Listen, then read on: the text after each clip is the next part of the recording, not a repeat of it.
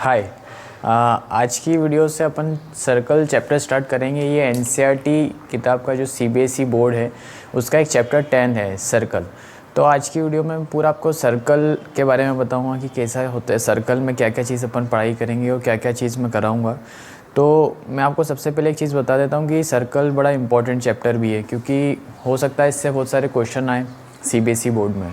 तो आपको प्रैक्टिस अच्छी करनी है। इससे सर्कल है, फिर उसके बाद सम एप्लीकेशंस ऑफ ट्रिग्नोमेट्री है और ट्रिग्नोमेट्री रेशोज़ वगैरह, आइडेंटिटीज, ये सब भी बहुत सारे चैप्टर हैं। तो आपको प्रैक्टिस तो खूब करनी है। देखो जितना प्रैक्टिस करोगे उतना अच्छा रहेगा।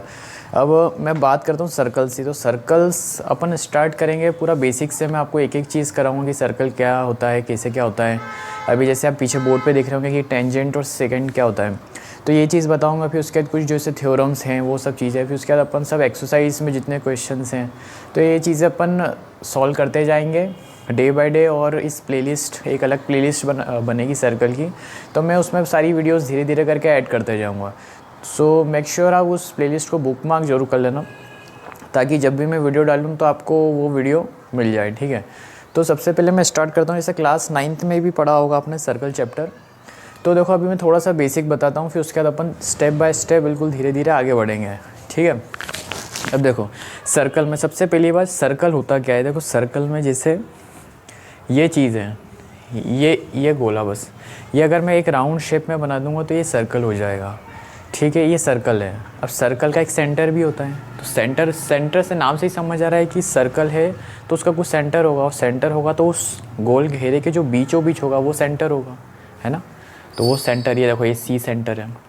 फिर इसी सर्कल, उस सेंटर से जो सर्कल बना है वहाँ से मैं कहीं से भी, मतलब इस सेंटर से उस सर्कल तक कहीं भी ऐसे करूँ, ये पूरा ऐसा ऐसा करके, ऐसा ऐसा करके, देखो ये आ गया कि, तो ये पूरा ये क्या है, ये रेडियस, ये सर्कल का रेडियस कहलाएगा, जो अपन आर से रिप्रेजेंट करते हैं, ठीक है। इसी तरह से कहीं भी बना सकता हूँ मैं। जैसे आमतौर पे अपन एक सर्कल लेते हैं, सेंटर ये रहता है, और यहाँ से आमतौर पे इधर साइड अपन रेडियस बना देते हैं, ठीक है। इसी रेडियस को अगर पूरा है ना अपोजिट साइड अगर अपन पीछे सर्कल को टच कर देंगे तो ये डायमीटर कहला जाएगा, डायमीटर। तो इसीलिए तो अपन कहते हैं कि डायमीटर जो है वो रेडियस का डबल होता है ना। रेडियस को दो बार, जैसे रेडियस जो इधर का जो रेडियस को एक और बार जोड़ देंगे तो डायमीटर हो जाएगा, ठीक है। तो अब मैं सबसे पहले अपन ने यही चीज़ समझी, सर्कल सेंटर क्या होता है, रेडियस क्या होता है, डायमीटर क्या होता है।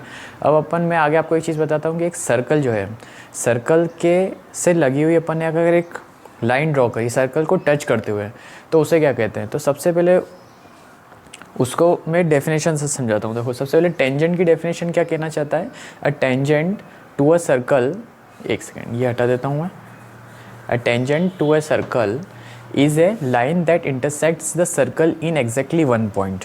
यानी कि एक कोई सी भी लाइन है ना, एक सर्कल पर कोई से भी एक सर्कल पे एक पॉइंट होगा, कोई सा भी एक सर्कल पे कहीं भी, जैसे ये सर्कल है, कहीं भी यहाँ एक पॉइंट होगा, यहाँ एक हो सकता है, यहाँ हो सकता है। सर्कल की जो लाइन है ना वहाँ उस पॉइंट से एक लाइन जो छूते हुए निकल जाएगी, बस उसी को ही टेंजेंट कहते हैं। हमेशा याद रखना, सर्कल जो है, सर्कल में ये देखो ये सर्कल के कोई सा भी पॉइंट है, ये सर्कल पे कोई सा भी पॉइंट होगा तो वहाँ से कहीं से भी एक लाइन अगर छूते हुए निकल जाएगी तो उसे टेंजेंट कह देंगे अपन, ठीक है।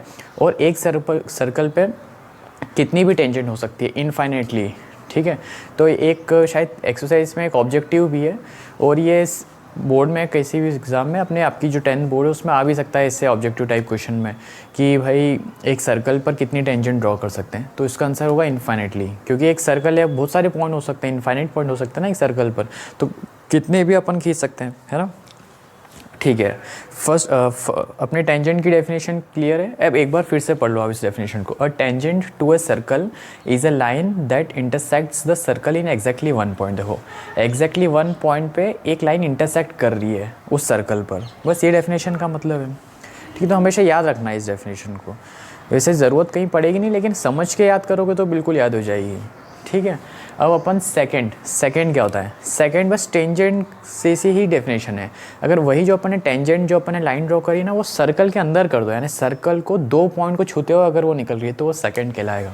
जैसे एग्जांपल के तौर पर ये सर्कल है, ये इसका सेंटर अपन वो ले लेते हैं, ये सर्कल है, इस सर्कल के अंदर से देखो एक इस पॉइंट पर लाइन छुई और एक इस लाइन पर, यानी कि एक वैसी जो लाइन होगी, ये प्लेन है, एक तरह से प्लेन समझ सकते हो, प्लेन जो है ना, प्लेन सरफेस अपन कह सकते हैं, उस प्लेन सरफेस पे एक लाइन ड्रॉ होते हुए जा रही है ना। कोई से 2 पॉइंट्स पे टच होनी चाहिए उस सर्कल के अंदर, तो बस वो सेकंड कहला जाएगा। डेफिनेशन पे आते हैं अपन। देखो, a line which intersects a circle in 2 distinct points, देखो इन 2 डिस्टिंक्ट पॉइंट्स इस कॉल्ड है सेकंड ऑफ द सर्कल, यानी कि सर्कल के कोई सी 2 डिस्टिंक्ट पॉइंट्स होने चाहिए। डिस्टिंक्ट मतलब कि मतलब जैसे 1 2 3 है, तो 1 2 3 एक ही बार आ रहा है ना, या वैसे 1 1 2 2 ऐसे, मतलब डबल डबल नहीं होना चाहिए, ठीक है। यानी कि एक ही जगह, यानी एक ही बार आना चाहिए, जैसे 1 आया, 2 आया, 3 आया, 4 आया। अब ऐसा नहीं कि 1 2 आ गया, फिर उसके बाद 1 भी फिर आ गया, तो ये तो ऐसा नहीं होना चाहिए, डिस्टिंक्ट होना चाहिए। समझ गए ना आप डिस्टिंक्ट का मतलब? तो ये डिस्टिंक्ट पॉइंट्स, यानी कि 2 डिस्टिंक्ट पॉइंट्स, यानी कि एक पॉइंट ये, अब यही पॉइंट दोबारा नहीं आना चाहिए, है ना, फिर उसका दूसरा पॉइंट। अगर यही पॉइंट दोबारा आएगा तो फिर डिस्टिंक्ट का मतलब क्या हो जाएगा, है ना। तो इसलिए तो ये 2 अलग अलग पॉइंट्स, उसको छूते हुए जो लाइन जा रही है वो क्या होगी, सेकंड ऑफ द सर्कल, ठीक है। तो ये अपने को क्लियर है, ठीक है। अब मैं एक काम करता हूँ, अब अपन नेक्स्ट क्लास में एक एक्सरसाइज के कुछ फिल इन द ब्लैंक्स है वो चीज़ करेंगे, और कुछ सेकंड टेंजेंट इस पे कुछ थ्योरम भी है, तो वो भी मैं प्रूफ करवाऊँगा आपको, तो वो भी एग्ज़ाम में आ सकती है, ठीक है। ठीक है, और इसको आप ध्यान से पढ़ लेना एक बार, और वीडियो को रिवाइंड कर लेना अगर समझ में नहीं आया हो, ठीक है। तो आज की वीडियो में इतना ही guys, thank you so much guys for watching this video, and I will see you next time.